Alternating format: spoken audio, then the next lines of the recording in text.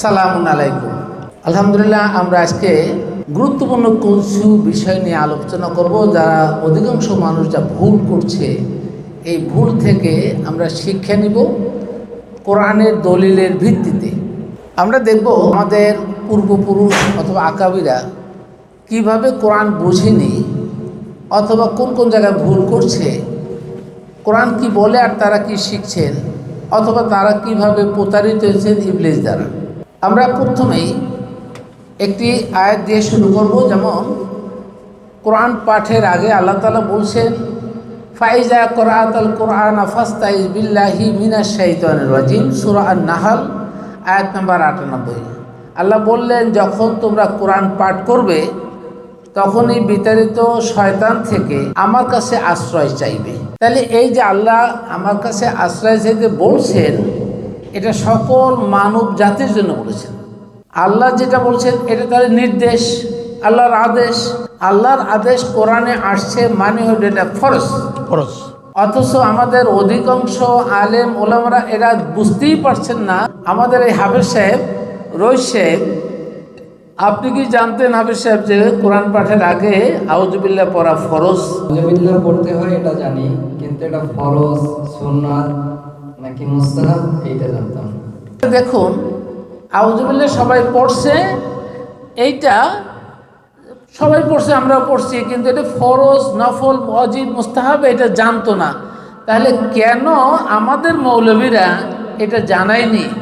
আর এটা শুধু আমাদের মৌলবীদের না, এই 1400-1500 বছর পরের থেকে যা ঘটছে এভাবেই হয়েছে, আউযুবিল্লাহ পড়তে জানেনি। তাহলে ফরজটা আল্লাহ তাআলা শিখাইলেন, কিন্তু ফরজ হিসাবে জানাইলেন না। তার মানে ফরজের গুরুত্ব আমরা বুঝলাম না। তার চেয়ে আশ্চর্যের ব্যাপার হলো, এই কোরআনের মধ্যে যেহেতু ফরজ কাজ, প্রতিটা সূরার আগে কিন্তু তাওবা ছাড়া বিসমিল্লাহ লেখা আছে, জানেন তো? তাহলে বিসমিল্লাহ ইনক্লুড করলো, প্রতিটা সূরার আগে বিসমিল্লাহ পড়ি, কিন্তু বিসমিল্লাহ পড়া ফরজ বলেনি। অথচ যেটা ফরজ বসে আউযুবিল্লাহ পড়া, এইটাই ফরজ হিসাবে আমরা জানলাম না, বুঝলাম না। এটা কত বড় অন্যায় মনে করছেন। ফরজটাকে দাবাই দেওয়া হলো, ফরজটাকে বিলুপ্ত করে বিসমিল্লাহ উঠাই নিলেন। এটা কি ইবলিসের কাজ নয়? ইবলিস আমাদের থেকে অনেক বেশি চৌকস বিধায় আদমকে ফাঁদে ফেললো না। আদম ইবলিসকে ফাঁদে ফেলতে পারছে? পারেনি।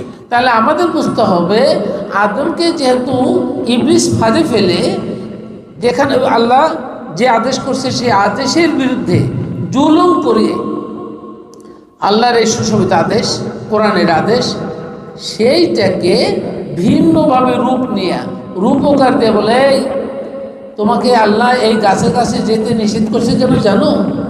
কারণ তোমরা যদি এই গাছের কাছে যাও, এই ফল খাও, তাহলে তোমরা সারা জীবন বেহেশতে থাকতে পারবে। আর আল্লাহ চায় না তোমরা বেহেশতে থাকবে। সুতরাং আমি তোমাদের বন্ধু, আমি বলে তোমরা খাও, তোমরা বেহেশতে, তোমরা এখানে ফেরেশতা হয়ে যাবে। তাহলে ইবলিস এইভাবেই আল্লাহর আদেশকে ভিন্নভাবে রূপ দিয়া মানুষকে প্রতারিত করে। This is a symptom from ইবলিস। ঠিক তেমনি আল্লাহ বললেন, যখন কোরআন পাঠ করবে তখন বিসমিল্লাহ পড়বে, কিন্তু বিসমিল্লাহ কিভাবে পড়বে এটা আল্লাহ শিখিয়ে দিলেন সূরা মুমিনুনের 97 এবং 98 নম্বর আয়াতে। আমি আপনাদের দেখাচ্ছি। কিন্তু মানুষ ওই বিসমিল্লাহও শেখেনি। আমরা বলি শুধু আউযু বিল্লাহি মিনাশ শাইতানির রাজিম। আপনি একটু সুন্দর করে আউযুবিল্লাহ পড়েন। আউযু বিল্লাহি মিনাশ শাইতানির রাজিম। দেখছেন তো কত সুর দিয়া আউযুবিল্লাহ পড়লো। অথচ আল্লাহ কিন্তু আমাদেরকে এই আউযুবিল্লাহ শিখাতে চাননি। আল্লাহ শিখাতে চাইছেন অকুল রব্বি, আল্লাহ রসুলকে বলছে অকুল রব্বি আউযু বিকা মিন হামাযাতি শায়াতিন ওয়া আউযু বি রব্বি আইয়াহজুরুন।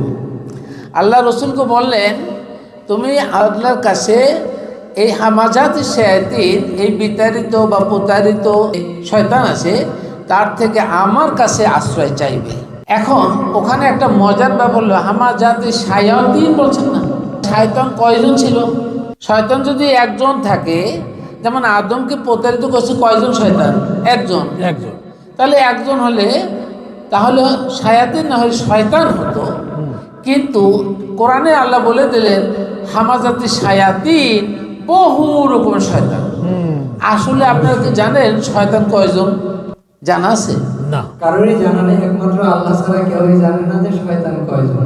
জি, তাহলে এখানে শয়তান কারা সেটা আপনি যারা বলছেন এটা ক্লিয়ার হয় না। এই জন্য শয়তান ইবলিসের কাজ কি আর ইবলিসের কর্মটা হলো এটা, যে কোরআন জানবে না, বুঝবে না, যে আল্লাহর বিধান মানবে না, সেই লোকটাই শয়তান।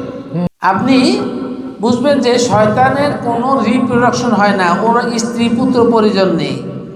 মানুষ আদমের সন্তান, আমরা আদমের পক্ষে ধারাবাহিকভাবে আসছি। আদমের স্ত্রী ছিল, শয়তানের কি স্ত্রী আছে? নেই। শয়তানের কি রিপ্রোডাকশন আছে? নেই। সুতরাং এই শয়তানের রিপ্রোডাকশন নেই, তারপরও শায়াতিন বললে এই জন্য জিনদের মধ্যে অনেকেই এই শয়তানের রূপরেখা ধারণ করে। মানুষের মধ্যে যারা ধারণ করবে তারা কোরআন বিচ্যুত হলেই তারা শয়তান, এই জন্য তারা বহু বছর। তাহলে আল্লাহ যে এই শয়তানের থেকে ওয়াসওয়াসা থেকে আমরা যাতে পরিত্রাণ পেতে পারি, এই জন্য আল্লাহ বললো যে আমার কাছে আশ্রয় চাও। তাহলে আল্লাহ এখানে কোরআনে শিখিয়ে দিলেন যে শয়তান থেকে বাঁচার জন্য, শয়তান থেকে পরিত্রাণ পাওয়ার মধ্যে একমাত্র অনলি ওয়ান, একমাত্র মন্ত্র, সেইটা হলো আল্লাহর কাছে পানা চাওয়া, আল্লাহর কাছে আশ্রয় চাওয়া, আল্লাহর কাছে পানা চাওয়া। তাহলে আমরা শয়তানকে বাঁচার জন্য আল্লাহর কাছে পানা চেয়ে, আশ্রয় না চেয়ে আমরা কি করি? জামারাতে যে পাথর মারি, ওখানে মিসাইল মারলে কি শয়তান মারা যাবে? কখনোই না, কারণ শয়তান স্থানে থাকে না, কোনো স্থানে নেই। শয়তান আপনি দেখছেন না, তাহলে পাথর মারার প্রকৃতি, পাথর মারার নেচারটা কেন চালু হলো? কেন ওটাকে ওয়াজিব বলা হলো? কেন আল্লাহর নির্দেশ ছাড়া স্বয়ং ইভেন সৌদি আরবে এত লক্ষ লক্ষ হাজি যে পাথর মারে, আমিও মেরে আসছি, তাহলে কাকে পাথর মারলাম? এটা প্রতিটা গাছকে, একটা পাহাড়কে, নাকি একটা মানে ওয়ালকে? তাহলে এইটা একটা কুসংস্কারই বলতে পারি, কুসংস্কার। এবং সেটা হচ্ছে কোথায়? সৌদি আরবে। তাহলে তারাও কি এই ইবলিসের কুচক্রের সাথে জড়িত হয়ে যাচ্ছে না? অবশ্যই রাইট। বলতে দ্বিধা নেই।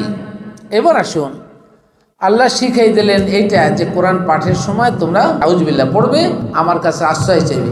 আচ্ছা বলুন তো, আমরা কি শুধু কোরআন পাঠের সময় যদি আল্লাহ শিখিয়ে দেয় যে আমরা আউযুবিল্লাহ পড়ি, তাহলে আমরা যখন কোরআন পড়ি না, কোরআন থেকে বিচ্যুত হয়ে যাই, তখন কি শয়তান আমাদেরকে ধরে না?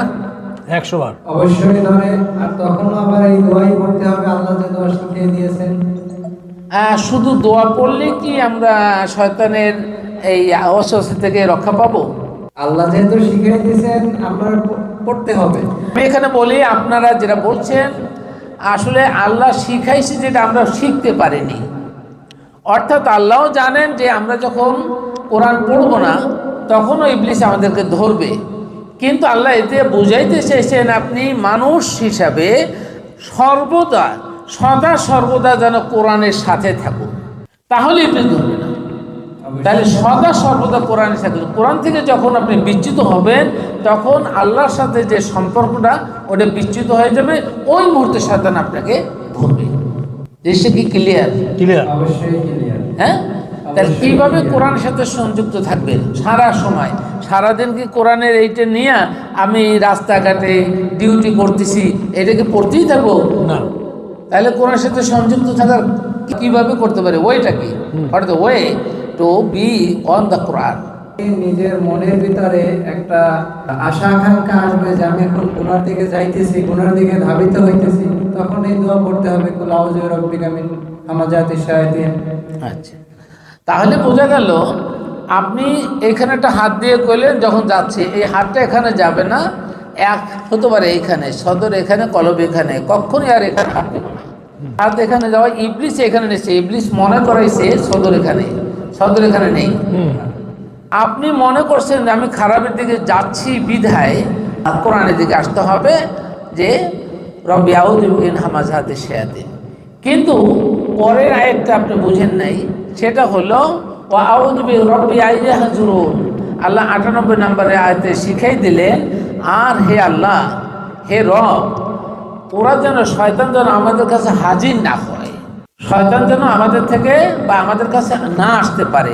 এই জন্য আল্লাহর কাছে প্রার্থনা হচ্ছে, আল্লাহ শয়তান যেন আমার কাছে পাকড়াও না করে, শয়তান যেন আমার কাছে না আসে। আমরা অনেকে বলি যে প্রিভেন্টিং ইজ বেটার দ্যান কিউর। রোগ হওয়ার আগে রোগের ঔষধের জন্য এই প্রতিষেধক নিতে হয়। আমরা অনেক বড় রোগ আসার আগে অনেক টিকা নেই না? ছোটবেলায় অনেক টিকা নিয়েছেন না? এই টিকাটা আগে নিলেন কেন? রোগ তো হয় নাই, নিছেন কেন?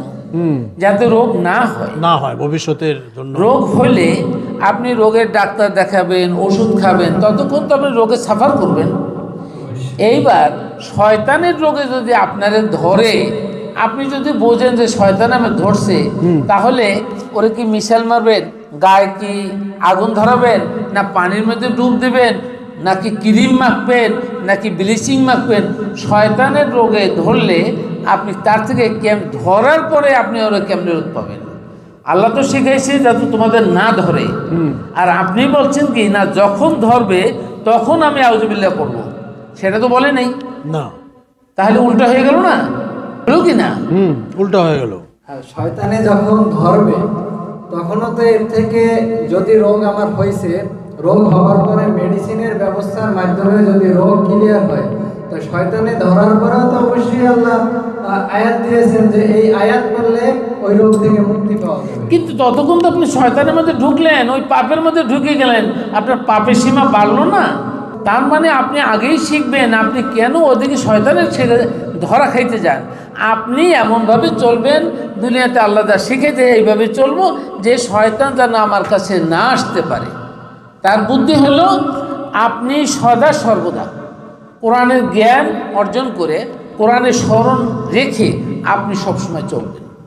এখন এই দলিলগুলো আমি একটু দেখাই, শয়তানের থেকে বাঁচার জন্য কী ধরনের আল্লাহ দলিল শিখেছেন। আমি কয়েকটা আয়াত দেয়া আগে বোঝানোর চেষ্টা করব। দেখুন সূরা আশ-শুআরা 26 নম্বর সূরা, এখান থেকে 209 নম্বর আয়াত আগে পড়ব। 209 নম্বর আয়াতে কি আল্লাহ বলছেন? যিকর ওয়া মা কুন্না জালিমিন। যিকর মানে এটা কোরআন, পুরো কোরআনকে বুঝাইছে। শুধু লা ইলাহা ইল্লাল্লাহ বলে জিকির হবে না। আর আমরা শিখলাম লা ইলাহা ইল্লাল্লাহ, লা ইলাহা ইল্লাল্লাহ, লা ইলাহা ইল্লাল্লাহ, এইটা নাকি জিকির। তাসবিহ গুনা জিকির। তাসবিহকে আল্লাহ কোথাও বলতে বলছে? তাসবিহ বলতে বলে নাই জিকিরের শব্দ দিয়া বা কোরআনের কোনো আয়াত দিয়া জিকির করলে হবে না। জিকির হবে আল্লাহ বললে যিকর। আবার অন্য কোথাও বলছে যে ইন্না আনজালনাহু যিকরা, আমি এই জিকির নাজিল করেছি, মানে কোরআন নাজিল করেছি। তাহলে আমাদেরকে মৌলবীরা কি জিকিরের শব্দের অর্থ বোঝে নাই?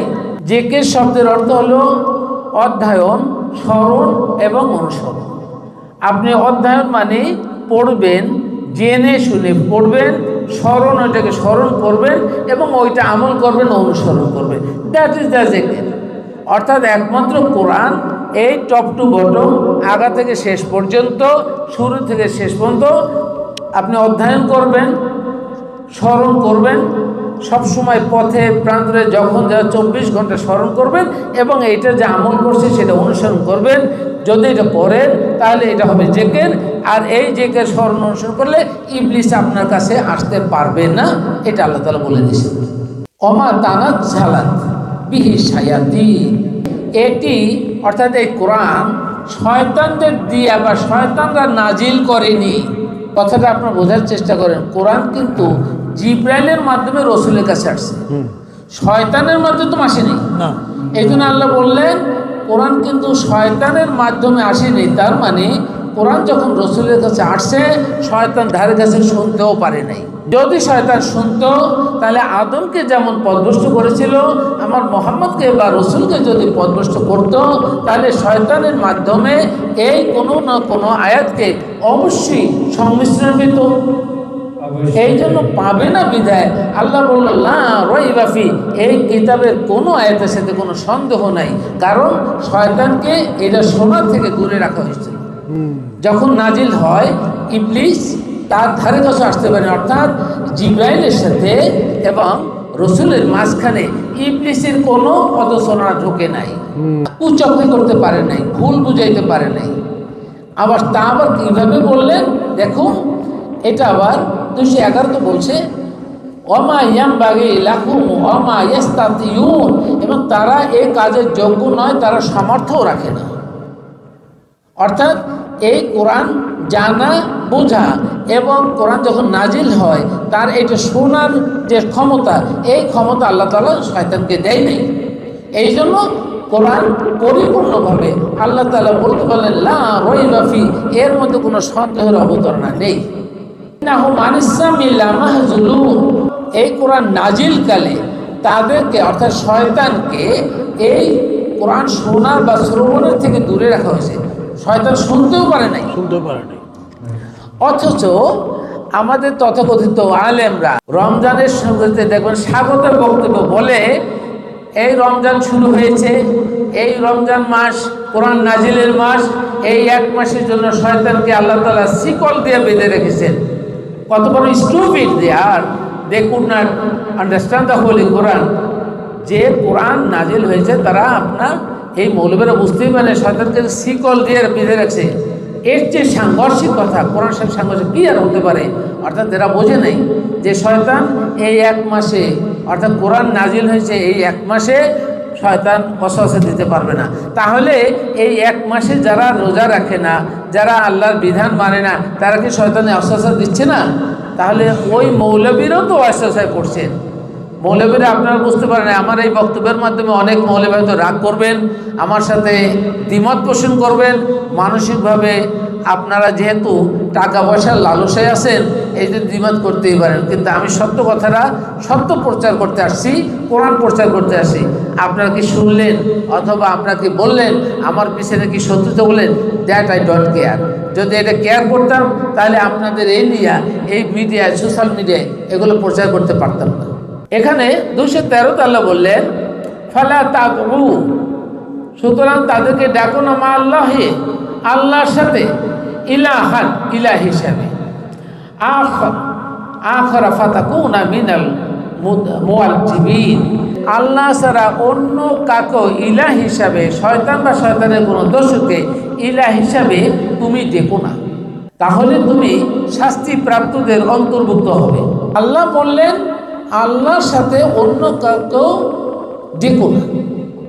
এবার আসুন, আপনি মুসলিম, আপনি মোমেন, এটা বলার পরেও আপনি যদি হুজুরের কথা অনুসরণ করেন, আপনি যদি আকাবির কথা অনুসরণ করেন, আপনি যদি অন্য কোনো মানুষের কথা অনুসরণ করেন কোরআন না জেনে, তাহলে সেই মানুষটা যদি শয়তানের ওয়াসওয়াসে পড়ে আসে, কোরআনের বিরুদ্ধে কথা বলে, আপনি তাকে অনুসরণ করলেন, আপনি তাহলে এই সাপেক্ষে আল্লাহর এই কোরআনের সাথে আপনি শিরক করলেন। অবশ্যই। ট্রাই টু আন্ডারস্ট্যান্ড আগে, কোনো অবস্থায় আমরা যেন কোনো মৌলবী, কোনো হুজুর, কোনো শায়েখ, কোনো পীর সাহেব, না কেউ আমি অনুসরণ করব না কোরআনকে না বোঝা, তার কথা, প্রতিটা কথা আমরা কোরআনের ভিত্তিতে জানা বা বোঝার চেষ্টা করব। যদি সে কোরআনের ভিত্তিতে কথা বলে তাহলে আপনি দলিল ভিত্তিক তাকে অনুসরণ করতে পারবেন। কোরআনের অনুসরণ করা মানে তার অনুসরণ হয় এটা না, আপনার কোরআন অনুসরণ করছে, তার কথা কোরআনের মতো হলে হবে। কিন্তু না বোঝা হুজুরের কথা, হুজুর বললো আপনি এই করেন সেই করেন, আপনি এইভাবে ইসলাম মানেন, হুজুরের ইসলাম, আমরা যেন কোনো হুজুরের ইসলাম না মানে, আমরা তো কোরআনের ইসলাম মানতে হলে কোরআন জানতে হবে। বলা বাহুল্য, আমরা অনেকেই বলেন যে আমরা হাদিস অনুসরণ করবো না, তথাকথিত হাদিস, যে হাদিস রসুলের মৃত্যুর 2 শতাধিক পরে মানুষ রচনা করেছে, ব্যক্তিবর্গ রচনা করেছে। কোনো হাদিসের যারা রচনা করছে, প্রকাশিত হয়েছে, তারা কি আল্লাহর মনোনীত ছিল বা রসুলের মনোনীত ছিল না? আচ্ছা, যদি হাদিস অনুসরণ করি বা না করি সেটা পরে বলি, আগে বলুন আপনার আমার রসুল কার হাদিস অনুসরণ করতো? আল্লাহ। আল্লাহ। তাই রসুল কি নিজের থেকে নিজে মন গড়া হাদিস বানায় ওইটা অনুসরণ করতো? না, কখনোই না। তা নিজে মন গড়া বানায় অনুসরণ করতো না। আর রসুলের মৃত্যু 268 বছর পরে যারা মন গড়া হাদিস রসুলের নামে বললো, রসুলের কথা, কাজ, মৌন সমর্থন, অনুমোদন, এগুলোকে হাদিস, আর এটা সুন্নাহ, এটা কেমনে সত্য হতে পারে? আমার সাধারণ দৃষ্টিতে মনে হয় যেগুলো মানুষের বানানো। কারণ হলো আল্লাহ তো নিজেই ফেরেশতার মাধ্যমে রাসূলকে একটা নির্দেশনা দিয়েছে। সে ওই নির্দেশনা অনুসারে তার কওমকে চালাইছে, তার উম্মতকে চালাইছে, সে নিজেও চলছে এবং ওই অনুসারে তার পরবর্তী জেনারেশন যারা আসবে তাদেরকে চলার নির্দেশ দিয়ে গেছে। রাসূল মারা যাওয়ার পরে যে হাদিস তৈরি করছে, রাসূল তো এটা বলে যায় না তার সাহাবীগণকে বা অন্য কোনো জাতিকে যে আমি মারা যাওয়ার পরে আমার কথাগুলো তোমরা একটা লিপিবদ্ধ করো। যেহেতু রাসূল বলে যায় নাই আর কোরআনেও উল্লেখ নাই যে কোরআনের পরে একটা হাদিস একটা কিতাব দুনিয়ায় আসবে, তাহলে অতএব এই হাদিস মানা যাবে না। এটা আমার সাধারণ জ্ঞানে বলে। ধন্যবাদ। তাওরাত যখন নাজিল হয়েছে, তাওরাতে উল্লেখ ছিল যে কোরআন নাজিল হয়েছে। ইনজিল যখন নাজিল হয়েছে, ইনজিলে উল্লেখ ছিল যে তাওরাত, ইনজিল, কোরআন প্রত্যেকটা কিতাবে রেফারেন্স দেওয়া ছিল যে পাই টু পাই কিতাবগুলো আসবে। কিন্তু কোরআন নাজিল হওয়ার পরে কোরআনে উল্লেখ নাই হাদিস আসবে বা হাদিস লিপিবদ্ধ হবে। অতএব আমার এই জ্ঞান অনুসারে আমি বুঝি যে হাদিস মানা ঠিক হবে না। রাইট, অশেষ ধন্যবাদ রয়েছে তোমাকে।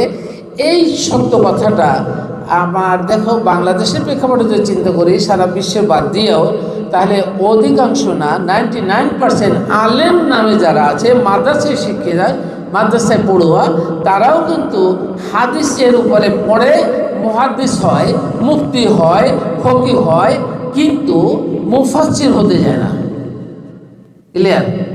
ইভেন বাংলাদেশের আমি যদি মনে করি জামাত ইসলামের মতো একটা বড় দল, তারও হাদিস অনুসরণ করে, তাহলে কার হাদিস অনুসরণ করেন আপনারা? একটু নিজেকে ভাবুন। আমার প্রতি সত্যতা করে লাভ নাই, এই কথাগুলো আমি দৃঢ় চিত্তে বলতে পারি বা বলছি। এবং অন্যান্য ছোটোখাটো যত মৌলবীরা আছে, দল আছে, যারা ওয়াজ নসিহত করেন, যারা মসজিদে কাজ করেন, যারা খতিবের কাজ করেন, যারা ইমামতি করেন, আপনারা হাদিস বাদ দিলে কি চলতে পারবেন? কিন্তু আল্লাহ তাই বলছে, জুমার নামাজে যাবেন, খুতবা পড়েন, খুতবার ভিতরে অধিকাংশ হাদিস এবং কোরআনের দুই কিছু সংমিশ্রণ করে আপনারা বলেন। কার হাদিস বলেন? আল্লাহর হাদিস না বানানো হাদিস? বানানো হাদিস। বানানো হাদিস। আপনি আত্মাহিত করে নামাজ পড়েন, আত্মাহিত কি কোরআনে কোথাও আছে? হাফেজ সাহেব, আমরা নামাজের ভিতরে যেভাবে আত্মাহিত করি সেম এইভাবে না। তাহলে এটা কে বানাইলো নামাজের ভেতরে? আপনি ফরজ নামাজ পড়তেছেন, আত্মাহিত করেন, দোয়া মাসুরা করেন, কে বানাইলো এটা?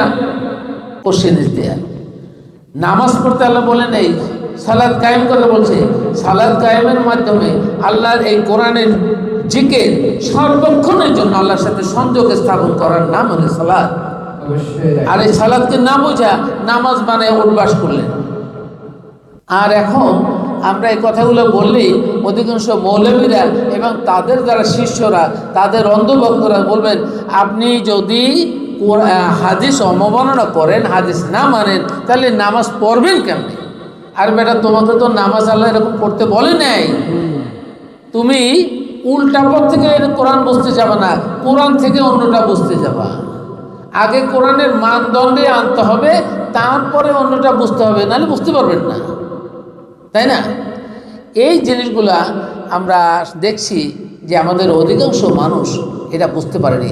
এখানেও আল্লাহ যেমন বললেন, আল্লাজি ইয়ারাকা হিনা তাকুম, আল্লাজি ইয়ারাকা হিনা তাকুম, তিনি অর্থাৎ যিনি তোমাকে দেখেন তুমি সালাতে দাঁড়াও।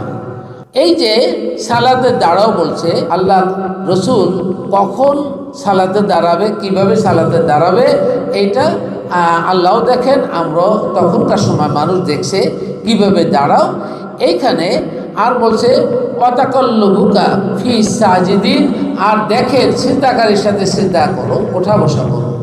এইটা দিয়া আপনাদের অনেকেই বলা হচ্ছে যে হাদিস ভিত্তিক মানব রচিত নামাজ আদায় করছি, এই অভ্যাস করি, এইটার থেকে আসল জিনিসটা ভুলে দিছে যে সালাত কায়েম করতে হবে, অর্থাৎ মানুষের সাথে আল্লাহর যোগাযোগ স্থাপন করতে হবে কোরআনের জ্ঞান ভিত্তিতে। এটা জিকির। আমি যদি বলি আল্লাহ রসুল সালাত আদায় করছেন সালাত কায়েমের উদ্দেশ্যে, উনি নামাজ পড়েন নেই, নামাজ শব্দের অর্থ উনি জানতেন না, তো ঠিক কোরআনে তো নামাজ বলে নেই, সেই জন্য তো বলছি, কোরআনে তো বলছে সালাত। সেই জন্য তো বললাম আল্লাহ রসুল নামাজ শব্দটার অর্থ জানতেন না। এটা ফার্সি শব্দ, আমরা বানাইছি রসুলের পরে। রসুল মারা যাওয়ার প্রায় 200 বছর পরে আমরা নামাজ বানাইছি, কিন্তু সেটা তো রসুল বললাম। কখনো নামাজ বলেনি। তাহলে এই রসুল যেটা আদায় করছেন, প্রতিষ্ঠা করছেন, আল্লাহ যা তাকে যা নির্দেশ দিয়েছেন, এর বাহিরে রসুল কিছু করতে পারেন? রসুল কিছু করতে পারেন না, রসুল কিছু করেও না। রাইট। যদি তাহলে যেটা করছে সেটা তার Exactly. ব্যক্তিগত হিসাবে করছে, ব্যক্তি হিসাবে। রাইট। তাহলে ওইটাকে তো আমরা ফরজ ধরতে পারি না, সুন্নাত ধরতে পারি না, ওয়াজিব ধরতে পারি না। তাহলে ওয়াজিব বানাইলেন কেন? ভুলটা এখানে। তাহলে আমরা আজকে ভিডিওটা বেশ লম্বা হয়ে যাচ্ছে। আমরা বলবো এই আয়াতের মাধ্যমে আমরা যেন প্রত্যেকেই সরাসরি কোরআন থেকে জানার চেষ্টা করি, কোরআন থেকে বোঝার চেষ্টা করি, এবং তাহলে আমরা কোরআন জেনে ও বুঝে এটার উপর বিশ্বাস করে ঈমানদার হব এবং মোমেন হব। এছাড়া আমরা ঈমানদার হব না, মোমেন হতে পারবো না। আমার কিছু বলবেন? প্রশ্নটা হচ্ছে, বোধহয় সব কিছুই মঙ্গলের উদ্দেশ্য বলতে যে কিছু মঙ্গল সাধিত করে সেটাকে মানে বিভিন্নভাবে মতামত প্রকাশ করে দিয়েছে, যে কথার সারাংশে আসা যায় যে ভালো কথা বলছে, কিন্তু ভালোর ভিতরে যে পথচ্যুত করে দিচ্ছে সেটা হচ্ছে হাদিস রচনা করার মাধ্যমে আমাদের ভিন্নভাবে রূপান্তরিত করে দিয়েছে। জি, আপনি যথার্থ বলছেন, এবং সেটা হলো ইবলিসের কাজ। ওইটাই ইবলিস কোরআনের অর্ধেকাংশ চেঞ্জ করে, পরিবর্তন করে, তারপরে মনোরঞ্জন করে, দৃষ্টিমান করে, ওর সাথে একটু মশলা লাগিয়ে আসল জায়গা থেকে ফিরে এনেছে। হ্যাঁ, যেমন আল্লাহ আদমকে বললেন, তুমি এখানে থাকো, খাও, ফালা তাকরাবু হাযা শাজারাতা, ওই গাছের কাছে যাবে না। ইবলিস জানে যে তাকে গাছের কাছে যাইতে নিষেধ করছে, ফল খেতে নিষেধ করছে, কিন্তু উল্টা সাজায় বলল, আল্লাহ তোমাকে যাইতে নিষেধ করছে কেন জানো? কারণ তোমরা যদি এই গাছের কাছে যাও এবং ফল খাও, তাহলে তোমরা সারা জীবন জান্নাতে থাকতে পারবা, তোমরা ফেরেশতা হয়ে যাবে। আল্লাহ চাইনি তোমরা যে ফেরেশতা হও, তোমরা এই গাছের কাছে থাকো বা এই জান্নাতে থাকো, এটা চাইনি বিদায় না। তখন আল্লাহ সম্পর্কে ভুল বুঝাইয়া ইবলিস আল্লাহর থেকে ওদের বন্ধু হইতে চাইল, আল্লাহর সাথে বন্ধুত্বের রাস্তাটা কেটে দিল। ঠিক তেমনি এই হাদিসের নামে যারা কোরআন থেকে মানুষকে বিচ্যুত করলো, তারা আল্লাহর সাথে লাইনটা কেটে দিয়া শয়তানের সাথে বন্ধুত্ব করলো। সুতরাং তারাও শয়তানের বন্ধু। আর যারা একমাত্র কোরআন জেনেও বুঝে ঈমান এনে, তারা হলো আল্লাহ তাদের অভিভাবক। আর যারা কোরআন থেকে বিচ্যুত হয়ে গেছে, ঈমান থেকে বিচ্যুত, তারা কিন্তু ইবলিসকে তাদের অভিভাবক বানিয়ে দিলেন। আল্লাহ সূরা আরাফের 27 নম্বর আয়াতে এটাই বলছেন, ইন্না জাআলনা শায়াতিনা আউলিয়াল্লাযিনা লা ইউমিনুন, যারা ঈমানদার না, আমি শয়তানকে তাদের অভিভাবক বানিয়ে দিলাম। অবশ্যই এইভাবে কোরআন আমরা বুঝতে চাবো, বুঝতে চেষ্টা করব। আলহামদুলিল্লাহ, সকলকে অশেষ অশেষ ধন্যবাদ আজকে পার্টিসিপেট করার জন্য। আমরা এইভাবে মাঝে মধ্যে যদি পার্টিসিপেট করি, আমাদের এই বাণী যেন যারা শুনবে, যাদের ভিতরে এই কুলুষিত চিন্তাভাবনা ঢুকে গেছে, তারা যদি কিছু লোক অন্তত জানা বা বোঝার চেষ্টা করে, কোরআন জানার চেষ্টা করে, আলহামদুলিল্লাহ তাদের থেকে উপকৃত হব। আর একই সাথে আমি আর একটা জিনিস এখানে বলে শেষ করতে চাচ্ছি। আমরা যদি দেখি রাস্তায় একজন লোক এই একটা কোরআন নিয়ে মেজের কাঠি দিয়ে পোড়ায়, তাকে কি পিটাই মাইরে ফেলবেন না আপনারা? অবশ্যই। এইভাবে আমরা একবার শুনেছিলাম, আপনারা জানেন কি না, যে নিউজিল্যান্ডে এক ব্যক্তি কোরআন পুড়ে ফেলেছিল, মনে আছে? তখন তার প্রতি বিশ্বজুড়ে ঝড় তৈরি হয়েছিল। বিশ্বজুড়ে সোশ্যাল মিডিয়ায় বলছিল, এই লোকটাকে কাফের, এইটাকে মেরে ফেলাও, এটাকে ধ্বংস করে দাও, এরকম কথা শুনছেন তো? তখন আমি একটা মন্তব্য বলেছিলাম যে তোমরা তো ওই বিশ্বজুড়ে তার পিছনে লেগেছো, কিন্তু তোমরা মুসলিম নাম দিয়া, মোমেন নাম দিয়া প্রত্যেকে তার ব্রেনের মধ্যে কোরআনকে দহন করছো। Is like that. আপনি মুমিন হিসাবে নিজেকে দাবি করছেন, আপনি জীবনে কত কোরআন বুঝে পড়েননি।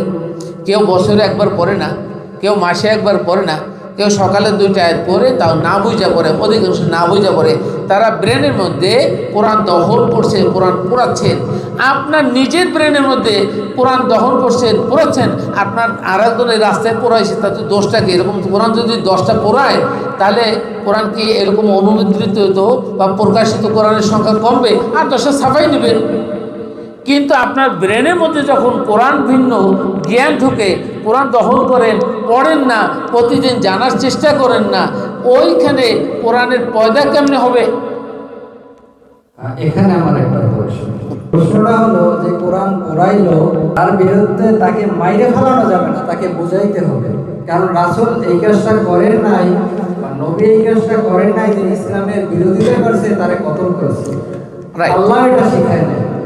না, এটা তো আইন হাতে নিয়ে নিচ্ছে, এটা আইন হাতে নেওয়ার কোনো সুযোগ নাই। যেমন কয়েকদিন আগে আমরা দেখলাম নুরা পাগলা রাজবাড়িতে, নুরা পাগলা একজন লোক, ওনার ঘটনাটা আপনারা জানেন কিনা জানি না, আমি একটু দেখলাম আজকে সার্চ করে। নুরা পাগলা উনি 80 শতকে ওখানে নিজেকে ইমাম মাহাদি বলে দাবি করেছিলেন। এলাকার লোকজনের তোপের মুখে উনি এলাকা ছাড়া হয়ে গেল। তার কিছুদিন পরে এসে বা কয়েক বছর পরে এসে আবার ওখানে একটি দরবার শরীফ স্থাপন করে ওখানে দরবারের কাজ শুরু করে দিলেন।